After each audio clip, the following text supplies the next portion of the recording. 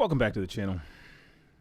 So, yesterday, the New York Times released a pretty lengthy article titled, "Long Concealed Records Show Trump's Chronic Losses and Years of Tax Avoidance." Doug Mills, fantastic journalism. I printed this thing out. It's 43 pages printed. I don't know how many pages it was in the actual New York Times, but you know, there's stuff in here. Trump, he paid $750 apparently the year that he won the presidency, and then in 2017, yada, yada, yada. Other things. And I was going to dig into this, but then I remembered that no one cares about Donald Trump's taxes. This is not a thing that's going to have any significant impact on this race. In fact, it's even kind of funny that they even decided to put this article out after all of the things, like out of all of the things that have been released regarding Donald Trump and his past and who he is and, his daily practices. This is probably the least of all of them.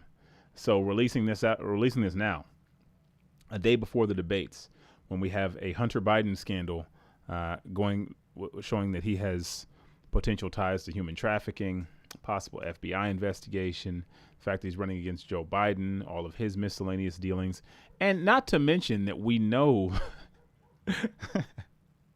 Let me play this clip. This clip is like 4 seconds, but it's just hilarious because I don't even understand if they realize what they're dealing with.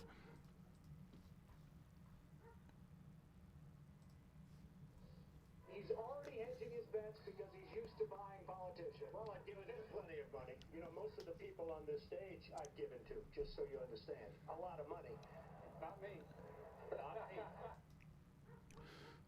This is what Donald Trump ran on.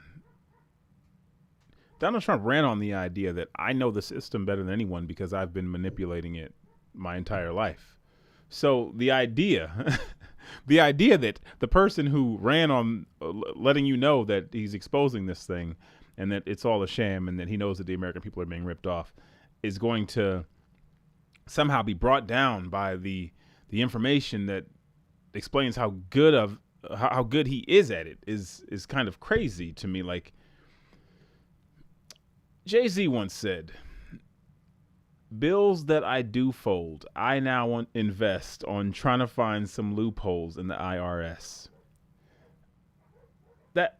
That's what rich people are supposed to do. They're supposed to not pay taxes. That's why they're revered. That's why people are like, man, I want to get cash so I can do that too. I want to be like that. I don't even understand what you're doing here. You're making him a folk hero. Like, what? Oh, you couldn't hear the clip's audio? I'll run it back. It's really short.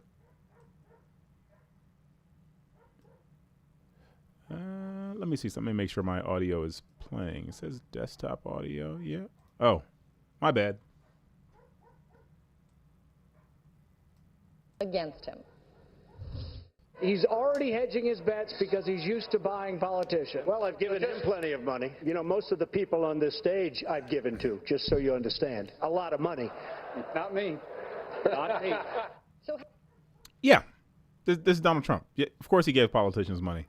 Of course he manipulates the tax code. Like, that's what you're supposed to do when you get to a certain level of wealth, right? And then you hire an accountant or a team of accountants or whatever you got, and you guys figure out how to not pay taxes. And then everyone else is like, man, I got to do that too.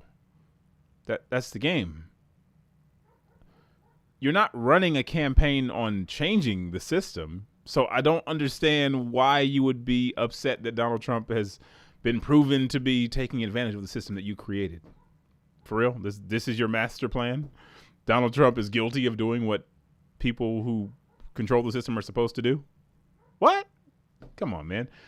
You surely have a better policy than this, or you have a better strategy than this, because this is not it. This is horrible. And again, timing is just awful. The Dems are looking extra pathetic out here. Okay. Now, I don't know if you guys know this, but guess what? Project Veritas, they started releasing some information. possible election buying. This thing's about to get real tense. And again, tomorrow is a big day. Tomorrow is a big day. Tomorrow, Joe Biden has to defend himself against Donald Trump, and this is not going to be a good defense. You got the information. You got the Bob Woodward book. You got this. You got he called soldiers suckers and losers or something. You got all of the people who've left his administration who have their stories. Like, yeah, and what's your policy? What are you going to change so that we don't have another president that can do the exact same thing that this one did? Oh, nothing. You don't want to change anything. You just want to expose the fact that he did it and he got caught doing it. But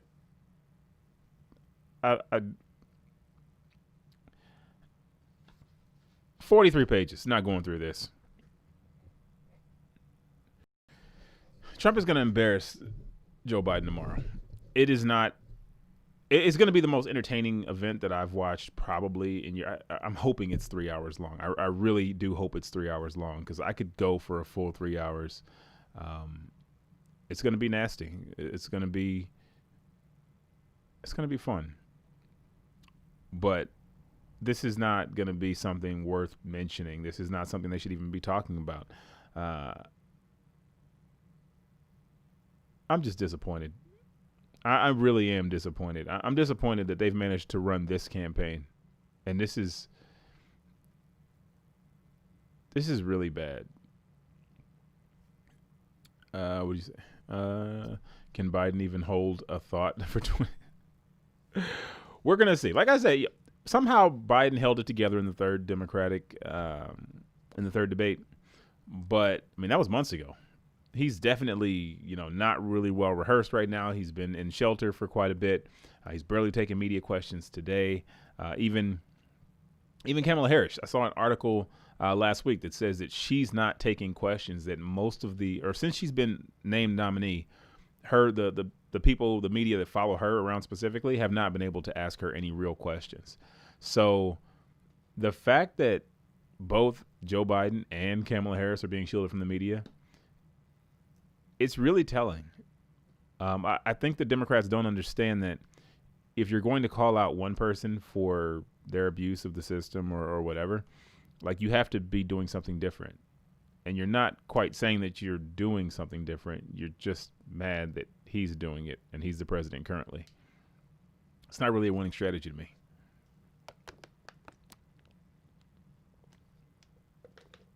But other than that, let's talk about Kamala Harris's Tupac comment. That's right. I'm going there. Now, typically I would have left this alone, but I ended up watching the entire clip, and I don't think she's a person. I don't think Kamala Harris is a real person. She's got to be some kind of robot, some kind of android, something. Like, there's something up with her, in that she can't sound genuine even when she's trying her hardest. No. I'm going to play this clip. It's rather short. She's going to be asked this question by, it was this Angela Rye. Let's let her embarrass herself. She is high most of the time. I don't know what's up with her, but she's not good at being a politician, or at least she's not good at being a campaigner at all. And then best rapper alive. Tupac. He's not alive. You said he lives on. But not a lot. I know. I keep doing that. You said, listen, West Coast girls think Tupac lives on. I'm with you. So Tupac, keep going. I keep doing that. Who would I say? I mean, there's so many. I mean, there are some that I would not mention right now because they should stay in their lane. But others, I don't know what that means. I want to know who one of those are. Keep going. Keep moving. Okay, Keep moving, Angela. All right. That was. Now, this is nothing. This really is nothing. But the lack of integrity. This woman clearly does not listen to rap. You know what she should have said? I don't listen to rap. I would have respected that answer, because I don't care if you listen to rap. I care about your policies, but for some reason, you think you need to tell people that you listen to rap and you listen to Tupac in order to get them to vote for you. For real? For real? From what she said, I gather that she knew two rappers. One, Tupac, because that had been a conversation. And two, Kanye West, because he's running for office or walking for office. Why? Why are the Democrats so embarrassing? I would be embarrassed to say I'm a Democrat. I think a lot of people are embarrassed to say they're Democrats. This is pathetic. For real. For real, it's really pathetic. Like, don't do this. I don't listen to rap. It's not that big a deal. I like classical music. Oh, okay, what you listen to? Because it shouldn't take you that long to come up with some names. It shouldn't take that long. Again, nothing stupid, but it's stupid that you're even lying about this. I'm independent. There you go. Be independent. Kind of similar to Trump and how he says the Bible is his favorite book. That's a good go-to. He couldn't name his favorite story in the Bible. I mean, Bible's a little different. You know what I mean? I feel like if you go Bible, you stepping into some hot water if you say Bible. You could just say you don't listen to rap. Ain't nobody gonna trip. I mean, I don't think that's that big a deal. I mean, she went to an HBCU, if that's her thing, and she's a member of a black sorority. So I don't listen to rap. Whatever. No, I don't listen to music. I shoot rap videos and I don't listen to rap for the most part. I don't listen to music. I tell my clients that it has no effect on my business. So her being a accomplished politician should simply say, yeah, I don't really listen to music like that. I'm busy. But like I said, listen to the entire clip. All of her answers here are just like, she's looking for the notes. Like, she can't genuinely answer any of the questions. They ask her, how does she greet her sorors? And she says with a hug. And it's just, she's super cringy. Like, she's just not honest. Like, she's constantly looking for the answer that you want her to give. And I think she's going to have trouble with Mike Pence. I think Mike Pence is going to bust her up on, I think it's October 7th. I think October 7th is going to be an interesting day as well. I think she's going to really struggle. She irks me. You ain't the only one. She's trash. The only way he was able to dodge taxes because his businesses were failing so bad. All the failures were the write-offs. What does that have? I hear you. I'm not coming at you. I'm just saying that doesn't mean that anything. What does that have to do with him being president? Why is that a bombshell now? Like, what does that mean? What does that mean? Whether or not he actually has hundreds of millions or $1 billion, surely he has access to money. This is not affecting his quality of life. This does not matter, especially if he's been doing it for 20 years. So, I mean, this means nothing. None of it means anything. But I guess that's what they got for us in 2020. We got nothing. We got nothing. We got no policies for you. We're trying to pander. We can't even remember our lines. Joe Biden is a trash candidate who can't remember where he is half the time. Good luck. He gets to keep everything. There's no moving trucks outside taking his stuff away. So, like, what? You know what I mean? Yeah, he's leveraged by foreign governments. And, yeah, maybe y'all should have changed the system when you were in power. You know what? Maybe you should have did something about that. You're right. Joe Biden, you've been in office for 47 years. Maybe you should have did something. Nope, couldn't do anything, huh? Couldn't do anything. From all those different positions you held, you had no power to do anything. But now you need to be president. What? Come on, man.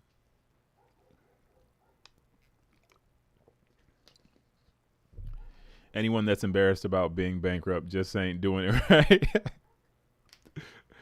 Yeah, man. Listen, if I drive a Rolls Royce and I file bankruptcy, I feel like I've done something right. It does not feel like a loss to me. It feels like, everybody else is going to work like suckers, and I've somehow managed to At least maintain the illusion of wealth. Sounds like a dub. And he's president. So, and you lost to that guy. How does money mean nothing? The president's financial solvency is an issue. Then maybe they should have beat him in 2016. Maybe they shouldn't have ran Hillary Clinton in 2016, and then maybe they would have had a legitimate shot at beating him. It's not that it means nothing. It's that he's already president, and the Democrats are running a candidate who's not looking to change the system that exists currently. So your best bet, if you don't like what's happening, is to not let him become president. And like when you're in power, change the system. But nobody wanted to do that. And the guy you have running against him had lots of opportunities to do something. Prince did it.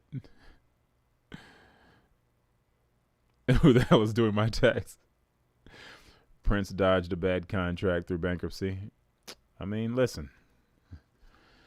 The president's solvency. I mean, it sounds great, right? It sounds great, but these are not things that are going to stop people from voting for Donald Trump. I'm sorry. Each time he requested an extension to file his 1040, and each time he made the required payment to the IRS for incoming taxes he might owe. $1 million for 2016, $4.2 million 2017, but virtually all the liability was washed away when he eventually filed. And most of the payments were rolled forward to cover potential taxes in future years. To cancel out the tax bills, Mr. Trump made use of $9.7 million in business investment credits, at least some of which related to his renovation of the old post office hotel, which qualified for a historic preservation tax break. Although he had more than enough credits to owe no taxes at all, his accountants appeared to carve out an allowance for a small tax liability for both 2016 and 2017. When they got to line 56, the one for taxes due, the amount the same year was $750. Sounds like he didn't have to pay anything. The sanctity of the president's office. Get the hell right. No one's running on the president's tax records. Like I get it. I'm sure you can make an amazing case as to why that's important. But come on, bro. Just no. Don't be that guy, okay? Don't be that guy. You're smarter than that. I give most people more credit than that. This is a joke. This is surely a joke. They can't be serious. If the Democrats paint Trump as an artist, that could work. Or the con artist. Donald Trump is a con artist. The election is in 40 days. If you don't know who Donald Trump is after 3 years of him being president, then you probably shouldn't vote because you don't spend a lot of time in being invested in any kind of American life. I mean, he's done a lot in a short period of time. These are not significant things. I mean, again, if this is an issue, if you were about to vote for Donald Trump before this and then this changed your mind, I would be interested in taking you seriously. But I don't think that's the case. I think that you were probably never going to vote for him, so this doesn't matter.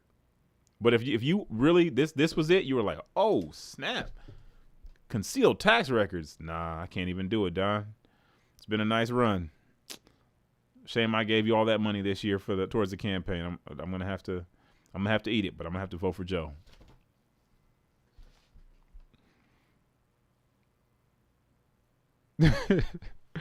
Trump is not a Republican, not a Democrat. He is just himself. Yeah, man.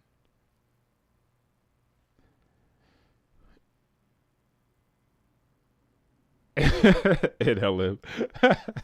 Yeah, tomorrow's gonna be crazy. Tomorrow's gonna be just. I'm ready. I am so ready for tomorrow. It is literally circled on my calendar. I haven't watched a sporting event all year. I'm watching tomorrow. I wish I could live stream it, but I know that they'll probably take my stream down. But I set the reminder on YouTube. It's going to be good. And, again, I think we're so far in the election at this point, there's not anything that's going to make a huge difference as to who people are going to vote for.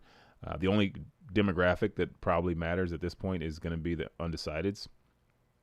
But I just don't think there's going to be anything that you're going to be able to say about Donald Trump that's going to make a difference. I think what's going to make a difference is just the events over the next 35, 40 days. If something significant happens, where someone is like, okay, like the RBG situation, like that, I think maybe move the needle for some independents, like, because they were like, you know what, we got to take the court back, or I got to, this is an opportunity, so they're going to be motivated by that.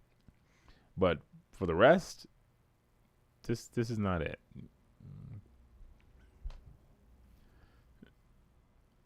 Biden better have a good cut guy in his corner. Biden better be praying for some type of what do they call it, an EMP? Biden needs something horrible to go wrong tomorrow, because if he has to sit up there live, it's just not going to be pretty. Chris will let Biden and Trump talk directly to each other. If Biden and Trump talk directly to each other, that is the worst possible scenario for Joe Biden, because Biden gets off track very easily, and Trump is a guy who's not going to send over traditional political attacks. Plus, Biden is not rehearsed. Biden's not rehearsed at all. I mean, how do you prep somebody who's half there? So they really should have pushed him earlier on in the primary. Then maybe he would be better off. But I'm really looking forward to see if Biden is going to pass his test for PEDs, because Trump has said that he is willing to take his test to ensure the American people that he's not on, like, the what do you call it, the limitless pill. Biden, on the other hand, probably going to be on something. What's up? Trump will spread. Wait, inviolable.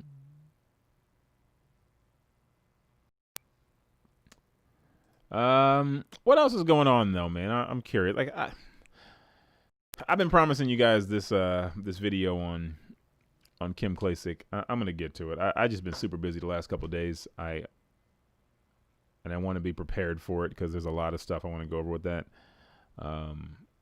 I saw the was it the Unity 2020? They dropped out officially. They finally ended that waste of time. Glad now we can focus on the actual serious candidates.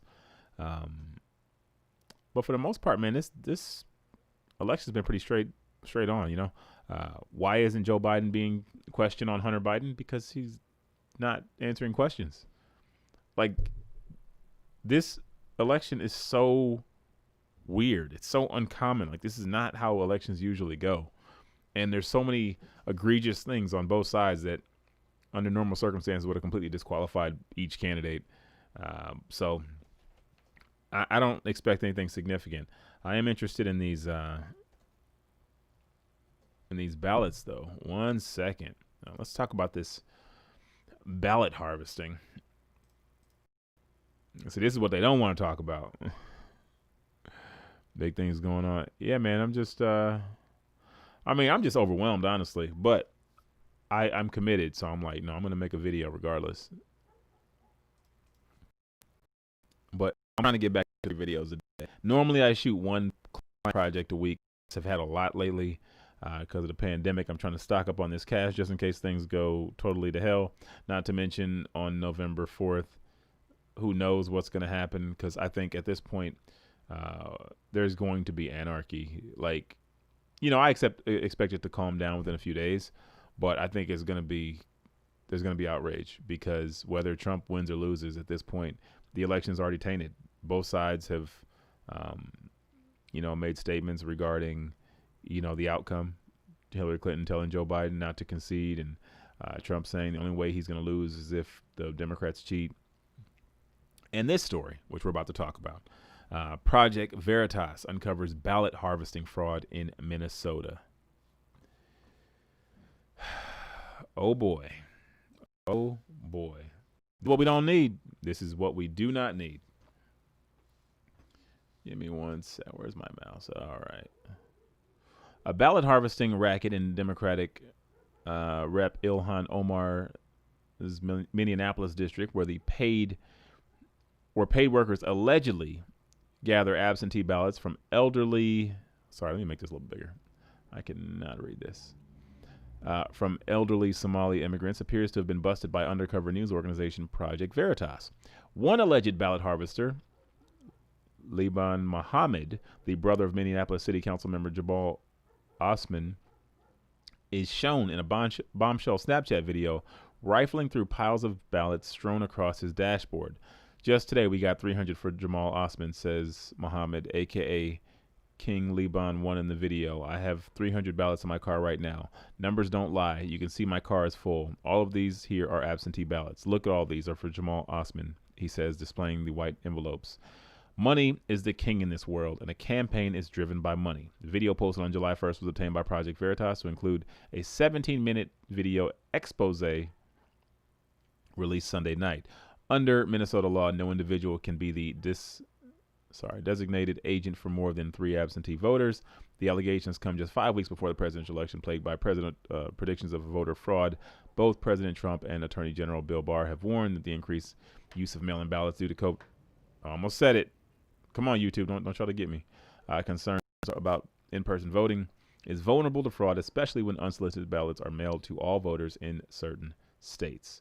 So, yeah, we want to talk about Donald Trump's taxes, or you want to talk about this, because this one's a little bit more significant.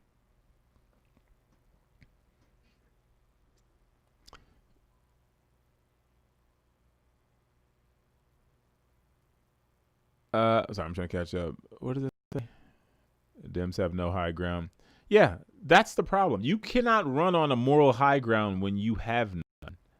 Anybody else can make the claims that you want to make about Donald Trump, except for the Democrats. They are notoriously bad. In fact, they are a big part of the reason that Donald Trump is the president in the first place. So even bringing any of this stuff up is like territory you should never go down. Like, you should just leave this stuff all alone. You shouldn't talk about corruption. You shouldn't talk about sex scandals. You shouldn't talk about buying elections. You shouldn't talk, like, y'all shouldn't talk about nothing.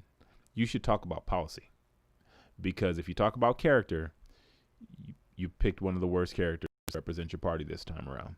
And you're probably going to end up paying for it if you don't stick to the facts.